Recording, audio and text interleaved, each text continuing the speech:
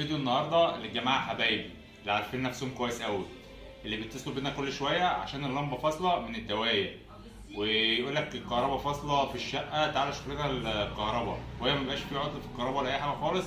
هما بيبقوا مثلا مأسسين الشقه وحاطين كذا دوايه في الشقه من الدوي دي، تمام. الدوي دي يا جماعه بيحصل فيها مشكله. ايه المشكله؟ لو انت ركبت عليها لمبه من اللي هي ال 100 واط او ال 200 واط بتفصل لوحدها. بتفصل لوحدها ليه؟ لان فيها ريشه في الجنب كده من السخونيه، بتبعد الريشه اللي في الجنب، فلما بتبعدها ما بتوصلش. الريشه دي طبعا ايه، على حسب ما انت مركبها، ممكن يكون واصل فيها الارضي، واصل فيها الكهرباء، على حسب ما انت مركب. فهي لما بتبعد عن عن اللمبه بتفصل غصب عنها. فانت بتعمل ايه؟ انت بتفك اللمبه وتحطها على جنب، تفصل الاوتوماتيك طبعا عشان ما تتكهربش. وبعد كده بتجيب مفك صغير وتتاخر الريشه كده شويه صغيرين كده، تمام. وتقوم جايب اللمبه، بلاش اللمبه الصفرا ده يا جماعه عشان هي بتسخن فبتبوظ الدوايه زي دي، تمام. فهتجيب لمبه ليد محترمه وتقوم مركبها على الدوايه تاني. طبعا وارد ان انت يقابلك لمبه ليد بتسخن هتعمل لك نفس المشكله برضه، يبقى انت كده عرفت السر.